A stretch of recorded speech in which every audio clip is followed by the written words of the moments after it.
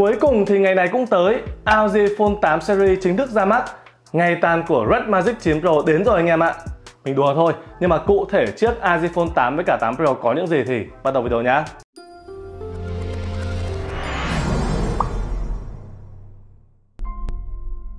Trước khi bắt đầu thì xin anh em 30 giây quảng cáo này.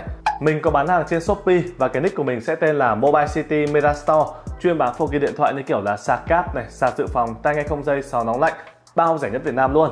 Trên đó thì mình cũng sẽ bán cả điện thoại nữa. Mặc định các bạn sẽ được bảo hành vàng 12 tháng tại Mobile City. Những bạn ở xa không được shop được ấy thì có thể mua tại Shopee cho nhanh nhá. Link mình sẽ để dưới phần mô tả của video. Cuối cùng thì ROG Phone đã có thiết kế mới. Và chiếc ROG Phone 8 thường với cả 8 Pro ấy sẽ khác nhau ở phần đèn LED phía mặt lưng. Với phiên bản thường đi, nó sẽ chỉ là một cái đèn logo của ROG Phone mà thôi. Trong khi với chiếc ROG Phone 8 Pro, máy sẽ có 341 bóng đèn mini LED. Và các bạn có thể tùy chỉnh cái phần đèn LED này nhá. Ví dụ như hiển thị chữ ROG Phone này, hay là xem giờ, hoặc thậm chí xem phần trăm pin. Rất là tiện đúng không nào? Bây giờ thì chiếc ROG Phone khi các bạn đặt trên mặt bàn ấy, vừa để trang trí này, vừa làm một cái đồng hồ cũng rất ok, xem giờ luôn. Cụm cam của máy làm cũng khá hầm hố và lồi lên 2 lần lận nha. Tất nhiên máy sẽ dùng khung viền kim loại rồi. Và đây, phía bên trái của máy, chúng ta sẽ có một cổng Type-C phụ nằm ở chính giữa. Truyền thống của ROG Phone mà.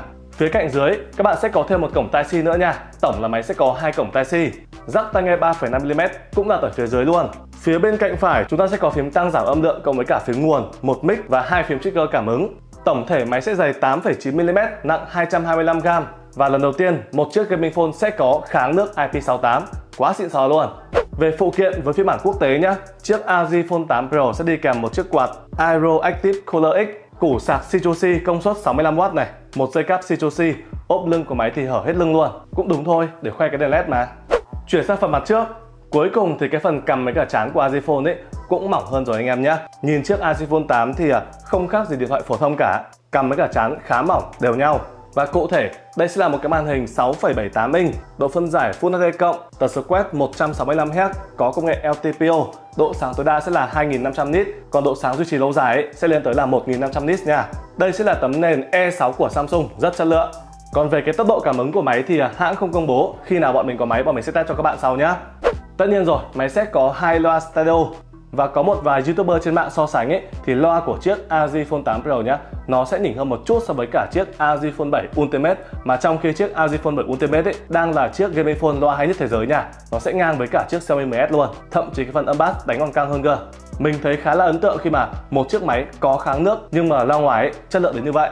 Chuyển sang mặt cấu hình, máy sử dụng con chip mới nhất của Qualcomm Snapdragon 8 Gen 3 đi kèm với cả chuẩn RAM LPDDR5X này, bộ nhớ trong là UFS 4.0. Rất tiếc là vì mới ra mắt vậy nên chưa có YouTuber nào test game với cả test Antutu nhá. Nhưng mà theo mình dự đoán thì kiểu gì ROG Phone 8 Pro ấy cũng sẽ yếu hơn một chút so với cả Red Magic 9 Pro, tại vì em Red Magic có quạt mà. Có chăng điểm mạnh của ROG Phone ấy sẽ chỉ là được hỗ trợ tốt ở các tựa game mà thôi. Kiểu như một số game thì sẽ có mức FPS cao hơn ấy. Nói chung là khi nào có máy trên tay thì bọn mình cũng sẽ test cụ thể hiệu năng cho các bạn sau nha. Rất đáng tiếc, pin của chiếc ROG Phone 8 Pro thì đã bị tụt giảm đi rồi. Dung lượng sẽ chỉ còn 5.500 mà thôi, đi kèm với cả sạc nhanh 65W. Cũng hơi tù nhỉ. Sạc không dây của máy sẽ là 15W.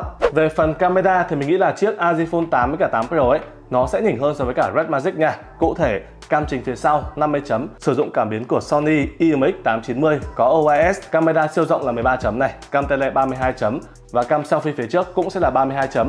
Chắc chắn đẹp hơn so với cả Red Magic rồi, cam đục lỗ mà. Về mức giá thì sao? Đây sẽ là phiên bản quốc tế vậy nên giá nó sẽ hơi cao các bạn nhé. ROG Phone 8 này, RAM 16 bộ nhớ 256 thì 1.099 đô, tức là khoảng 26,8 triệu. Dã man. Còn phiên bản Pro ấy, RAM cao hơn, 16 bộ nhớ 512, mức giá sẽ là 1.199 đô, tức là khoảng 29,2 triệu, gần 30 triệu luôn, dã man. Nhưng mà các bạn lưu ý nhá, đây sẽ là phiên bản quốc tế thôi, còn phiên bản Trung Quốc thì dự kiến sẽ rẻ hơn khá là nhiều.